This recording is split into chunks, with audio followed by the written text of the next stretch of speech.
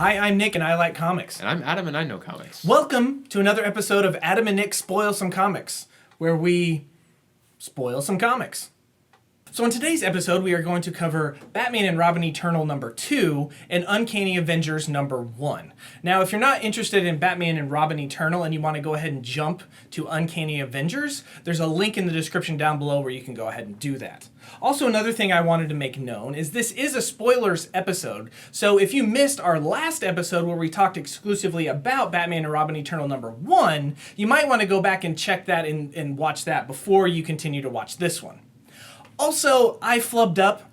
I listened to the internet, and they told me that there had been a 3-year gap between the end of Batman number 40 and the beginning of Batman number 41. That's wrong. Scott Snyder said in an interview it's only been about a month, so I apologize. I'm sorry for leading you astray. So please forgive me. You're forgiven. The story for this is still with James Tynion IV and Scott Snyder, but Tim Seeley is the scriptwriter for it.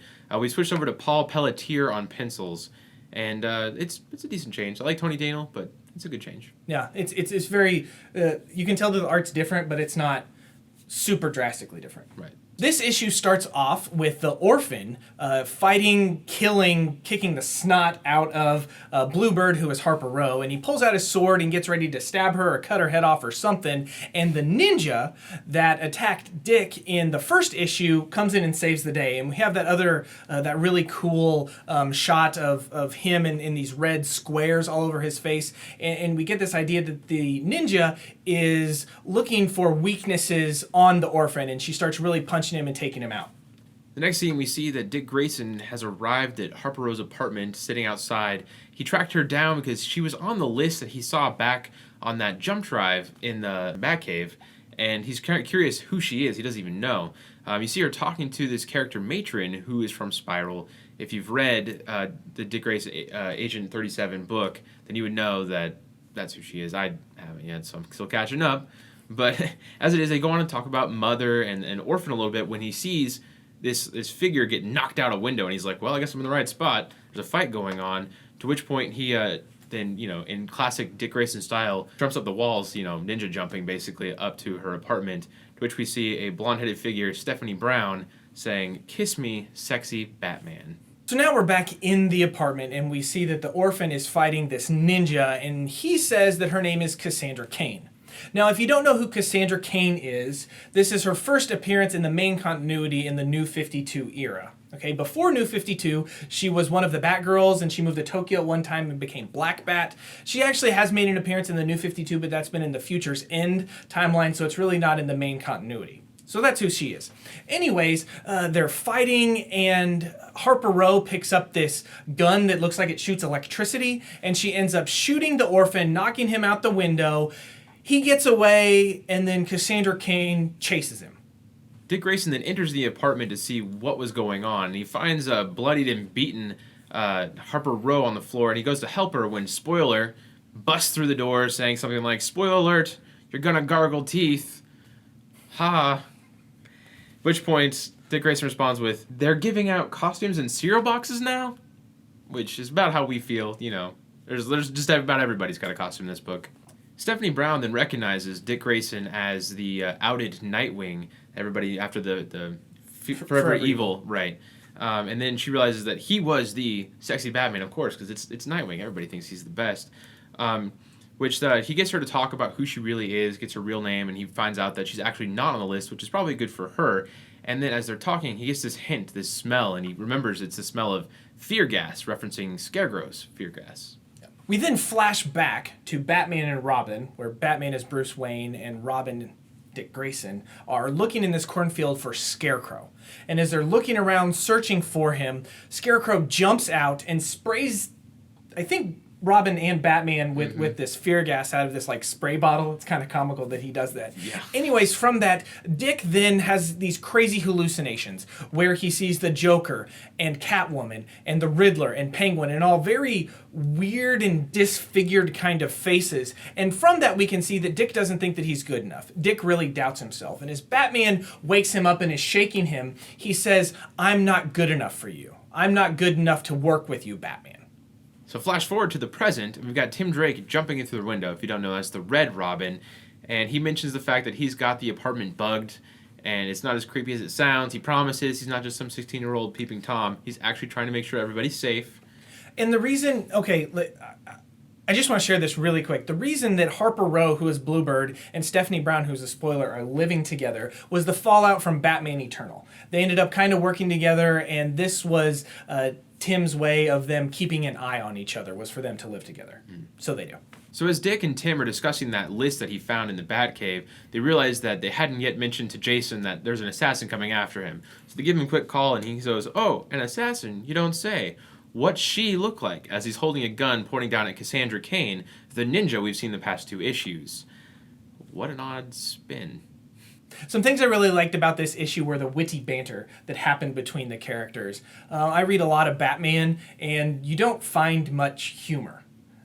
There's actually, in the flashback scene, whenever Robin is talking, he's like, "Scarecrow, Dr. Crane, come out, wherever you are." And Batman actually says to him, "Hey, Robin." And Robin says, "Yeah." And he says, "Shh." So, like, no humor at all.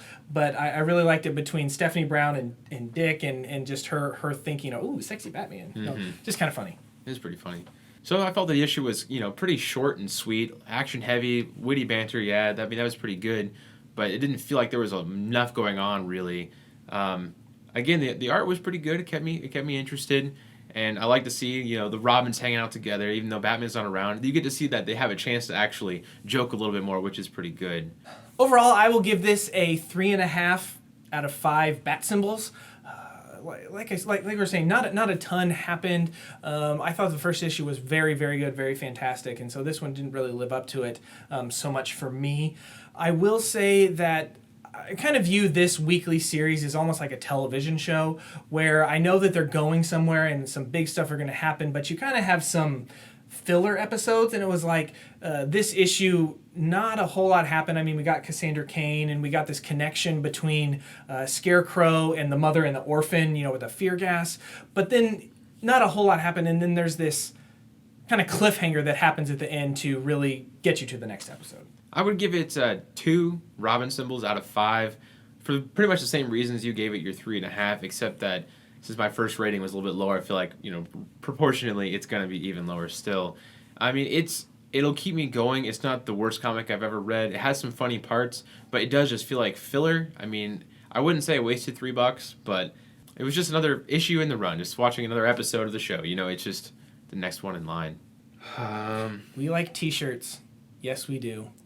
We like t-shirts. And so do you.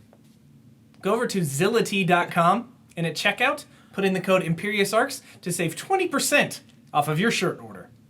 Now we are going to talk about Uncanny Avengers #1, written by Jerry Dugan, and the art by Ryan Stegman. A couple things that you need to know about this book. First off, the Uncanny Avengers is this unity squad formed after the fallout of Avengers vs. X-Men, where the Avengers saw a need for a team that was made up of Avengers and X-Men. Also, there's this thing called the Terrigen Mist. And what the Terrigen Mist does is it turns normal people into Inhumans. And this is a big deal. It's everywhere. And the Terrigen Mist actually kills mutants. So that's kind of some backstory of what is going on here in this issue. So the issue opens up with this old guy who has cancer get hit with this Terrigen Mist and basically becomes a super hippie. He gets powers, he gets super strong, and you can see him in a bunch of rallies, I guess, for save Earth and tree hugging and stuff. And last thing we see for him is him laying in some grass, and the grass then consumes him with his last statement of, "I feel the Earth's pain and I can save her." Now we jump 8 months later, and you see the Uncanny Avengers form together with Deadpool yelling, "Avengers Assemble!" which is the kind of thing that he would just love to do, and then Spider-Man makes the comment of, "Hey, you don't have to say that every other sentence." So the team is coming together to fight a super adaptoid, and if you don't know what a super adaptoid is, it is a robot that has the ability to take the powers of any superhuman, superpowered person just by touching them. So the team has to stay away from the super adaptoid, and as they're fighting him, they all kind of do their own thing. They finally get him knocked down, and then Deadpool pulls up his shirt, touches the super adaptoid with the idea of giving him cancer to kill him. Thankfully, that's what it does for the team anyways, instead of giving him his super regenerative power, which would have brought the Adaptoid back again and again and again. So Spider-Man thinks that Deadpool's action is absolutely reckless, and he hates having Deadpool on the team. So he looks at Steve Rogers and says, "If Deadpool's going to stay, I'm going to quit." Steve just goes, "Well, I trust Deadpool." Steve Rogers trusts Deadpool because they teamed up in the Good, the Bad, and the Ugly storyline, where Deadpool, Captain America, and Wolverine go to Korea to rescue some mutant zombie kind of guys. I mean, they're really not zombies, but they look really gross and kind of zombie-ish. So those three work together, and the fallout from that was Steve Rogers now trusts Wade Wilson. Next, we see the team head up to a press conference to cover the great battle they just had, and Steve tries to put on the front that the team is actually all about unity. They're about combining humans and mutants and inhumans together to fight for the Earth. But Rogue makes a little mishap and mentions something about the inhuman poison. And this, quickly covered by Steve, like, "Oh, no, she means that we're a family, like any family. We have our arguments." And he awkwardly, hugs and smiles. So as this press conference is going on, we see Johnny Storm, the Human Torch, talking to Spider-Man about how, hey, you need to stick with this team. You need to stay with it. I don't want you to leave. And Spider-Man's like, "No, man, as long as Deadpool is on this team, I am out of here." And then Johnny talks about how Ben Grimm, the Thing, is in space, and Sue and Reed Richards are gone. And so he's like, I really wanted us to be on this team and do this in their memory. But Spider-Man's like, "No way, dude. Sorry. If Deadpool is on this team, I am absolutely not going to be on this team." And he takes off. The scene changes over to the Avengers' new base, which is in a theater that apparently is stocked full of Deadpool merchandise. Rogue admits to the fact that she agrees with Spider-Man and that she feels like she hates Deadpool, she hates Inhumans, and she doesn't really want to be on the team either. Steve then argues against her, saying, when it comes to with trust, when he first met her, she tried to kill him alongside the Brotherhood of Evil Mutants. Right. He's making the point that, hey, people can change. Absolutely. And she doesn't think so. No. So she flies off. She's upset. And you can see her sitting down, and you realize that she has some sort of skin cancer, I guess, on her arm. And she drinks this little potion of some kind, some serum. She has been infected with the Terrigen Mist. Right. And it's really affecting her. And so she has to take this antidote to save her. We then cut to Brother Voodoo, who is in the Avengers mansion that's really an old theater, and he's talking to this guy. We're not sure who he is. Turns out he's a ghost. Brother Voodoo is talking to him, and then Steve comes up. They have a small conversation, and I think the whole point of this is to segue into Quicksilver, who is also on the team, but he had the day off, so that's why he wasn't there. So now we see that Pietro, aka Quicksilver, is on like 6 different dates, including one not really a date with teammate Emily, aka Synapse, the Inhuman on the team, who has the ability to mentally connect via telepath or teleempath or some form of psychic ability with animals and people. She then gets hit by a bird in the head and then begins to pass out or something, which all she says is, "We need to go to Boston." So they run to Boston. Next, we see the team in Boston. There's all sorts of havoc, all sorts of chaos. There's giant mutant bugs. There's these big black dogs that look like they're covered in symbiotes. Deadpool is talking in a horrible Boston accent.